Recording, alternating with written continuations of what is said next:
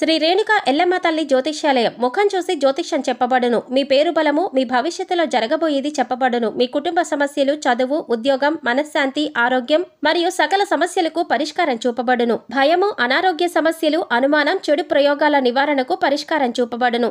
ఎటువంటి వ్యాధులకైనా మూలికా వైద్యం చేయబడును. మంచి హస్తవాసి ఉన్న గురూజీ. ఒకసారి కాల్ చేయండి, మీకే తెలుస్తుంది. స్త్రీ పురుష వశీకరణ 100% guarantee. Guruji Lakshman Raju. Cell number 8639883141.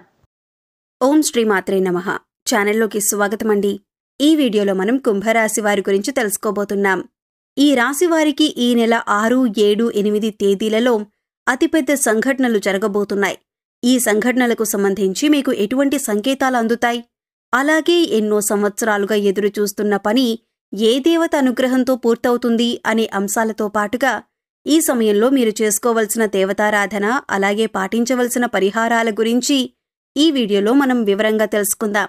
కానీ అంతకంటే ముందుగా మీరు కనుక మన ఛానల్ని ఇప్పటివరకు సబ్స్క్రైబ్ చేసుకోకపోతే సబ్స్క్రైబ్ చేసుకొని పక్కనే ఉన్న బెల్ ఐకాన్ నొక్కి ఆల్ సెలెక్ట్ చేసుకుంటే మేము ఇలాంటి వీడియోస్ అప్లోడ్ చేయగానే ముందుగా మీకు నోటిఫికేషన్ వస్తుంది. అలాగే వీడియోని ఎక్కడా కూడా స్కిప్ చేయకుండా చివరి వరకు చూస్తేనే మేమేం చెబుతున్నామో మీకు పూర్తిగా అర్థమవుతుంది.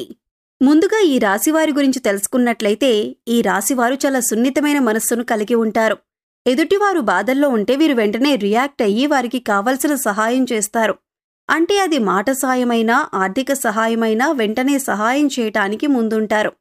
ఈ రాశివారికి అబద్ధాలు చెప్పటమన్నా, మోసం చేయటమన్నా అస్సలు ఇష్టముండదు. అలాగే నా అనుకున్నవారు ఎవరైనా మోసం చేస్తే ఈ రాశివారు అస్సలు సహించలేరు.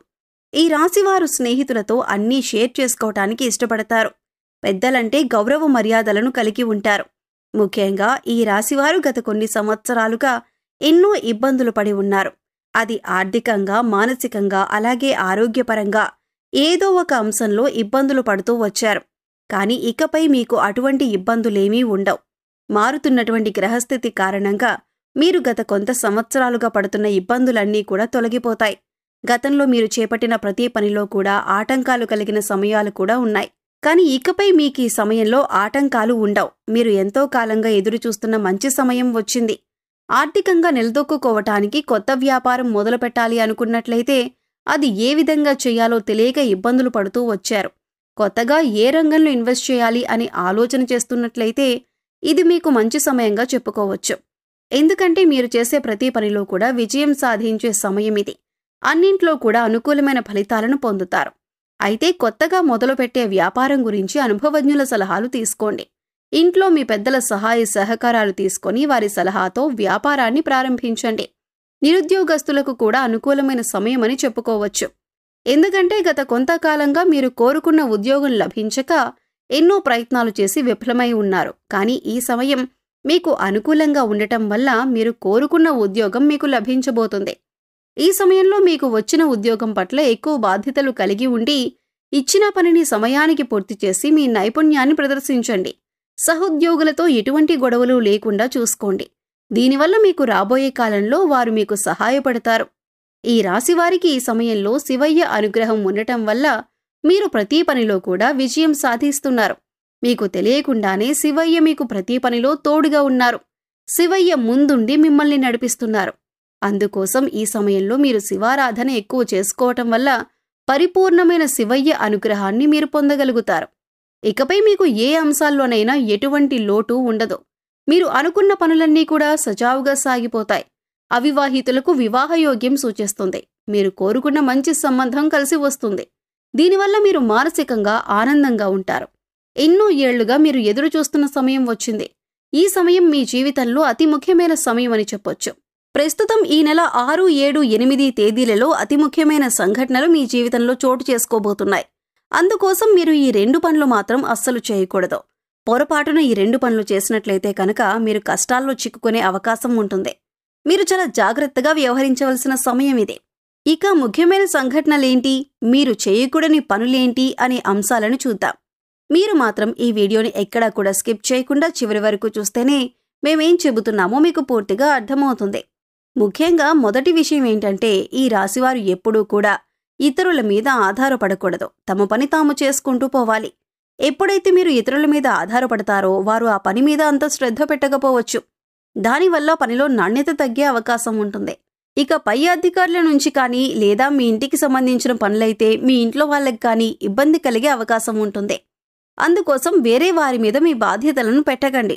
మీరు జాగ్రత్తగా తీసుకోవాల్సిన మరొక ముఖ్యమైన అంశం ఏమిటంటే నమ్మకం. అందర్నీ నమ్మి మీరు చిక్కుల్లో పడే అవకాశం ఉంటుంది. కాబట్టి ఈ సమయంలో ప్రతి ఒక్కరిని నమ్మటం అనేది అంత మంచిది కాదు. ఇక ఎదుటివారిని నమ్మి వారిచ్చిన సలహాలను పాటించటం వల్ల అది మీ జీవితంలో ఎంతవరకు మంచి జరుగుతుంది అని బేరీజు వేసుకుని పనిని మొదలు పెట్టాలి. లేదంటే మీరు కష్టాలను కొని తెచ్చుకున్నట్లే అవుతుంది. ఇక ఇంట్లో పెద్దలు చెప్పిన సలహాలను పాటించటం వల్ల మీకు మంచి జరుగుతుంది. అంతే తప్ప బయట వాళ్ళని నమ్మి వారి మీద మీ పూర్తి నమ్మకాన్ని ఉంచి పనులు మాత్రం మొదలు పెట్టకండి. ఇక ముఖ్యమైన మరో అంశం ఏమిటంటే ఇప్పటిదాకా మీరు పడుతున్న కష్టాలన్నింటికీ ఫుల్ స్టాప్ పెట్టబోతున్నారు. ఎందుకంటే సాక్షాత్తు శివయ్య యొక్క అనుగ్రహం మీకు ఉంది. శివయ్య చల్లని చూపు వల్ల మీరు చేసే ప్రతి పని కూడా పూర్తవుతుంది. న్యాయానికి ధర్మానికి విలువనిచ్చి మీరు చేసే ప్రతి పని కూడా శివయ్య గమనిస్తున్నాడు. ఇక ఇప్పటికే ఉద్యోగం చేస్తున్న వారికి పదోన్నతి లభిస్తుంది. ఇక మీరు ముఖ్యంగా గమనించవలసింది ఏంటంటే దేవతల అనుగ్రహం పొందటం అంత సులువు కాదు.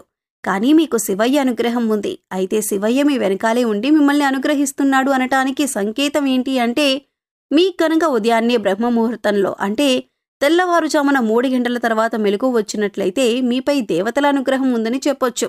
అయితే ఈ సమయంలో మీరు సమయం వృధా చేయకుండా బ్రహ్మముహూర్తంలో దైవనామస్మరణ చేసుకోవటం చాలా ఉత్తమం. ఇలా తరచుగా మీకు బ్రహ్మముహూర్తంలో మెలకువ వస్తూ ఉంటే దేవతల అనుగ్రహంతో త్వరలో మీరు ఉన్నత స్థితికి చేరుకుంటారు.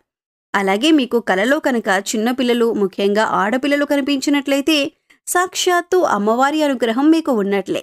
కలలో ఆవు కనిపించినా పాము కనిపించినా కూడా అవి శుభ సంకేతంగా చెప్పొచ్చు. ఇవన్నీ కూడా మీకు దేవత అనుగ్రహం ఉందని చెప్పటానికి సంకేతం. అందుకోసం మీ ఇంటిని ఎప్పుడూ కూడా పరిశుభ్రంగా ఉంచుకొని మీ ఇష్టదైవనామస్మరణ చేసుకుంటూ ఉండండి. అలాగే ఇంట్లో నిత్యం దైవారాధన దీపారాధన చెయ్యాలి. ఇక మీరు ఏదైనా పని మీద బయటకు వెళ్లేటప్పుడు ఎటువంటి ఆటంకాలు లేకుండా పని పూర్తవ్వాలి అంటే కనుక మీరు బయటికి వెళ్లేటప్పుడు మీ పర్స్లో కానీ లేదా హ్యాండ్ బ్యాగ్లో కానీ 2 పువ్వు ఉన్న లవంగాలు తీసుకువెళ్ళండి. అలాగే ఆ పని పూర్తయి తిరిగి వచ్చిన తర్వాత ఇంటి బయటే ఆ 2 లవంగాలను తీసి పడేయండి. ఇలా చేయటం వల్ల మీరు బయటకు వెళ్లిన పని ఏదైతే ఉందో అది చిన్న పనైనా పెద్ద పనైనా సరే ఖచ్చితంగా మీరు విజయవంతంగా పూర్తి చేసుకోగలుగుతారు. ఒకవేళ లవంగాలు మర్చిపోయి ఇంట్లోకి తీసుకువచ్చినా కూడా ఏమీ కాదండి, కంగారు పడకుండా మీకు గుర్తొచ్చినప్పుడు ఆ 2 లవంగాలను తీసి బయటపడేయండి. ఇక ఈ సమయంలో మీరు చేసుకోవలసిన దేవతారాధన చూసుకున్నట్లయితే ఆడవారు ప్రతిరోజు కూడా తులసి మొక్క దగ్గర పసుపు కుంకుమ గంధం వేసి దీపారాధన చేసి 3 ప్రదక్షిణలు చేసి తులసి మొక్క దగ్గర ఉన్న మట్టిని బొట్టుగా పెట్టుకోండి. దీనివల్ల సుఖ సంతోషాలతో పాటుగా సౌభాగ్యం కలుగుతుంది. ప్రతినిత్యం నవగ్రహ స్తోత్రాలను చదువుకోండి. అలాగే హనుమాన్ చాలీసాను రోజుకు 3 సార్లు పఠించండి. ప్రతి శుక్రవారం లక్ష్మీదేవికి విశేషంగా పూజ చేయండి. మీకు సమయం ఉన్నప్పుడు శివనామ స్మరణ చేసుకోండి.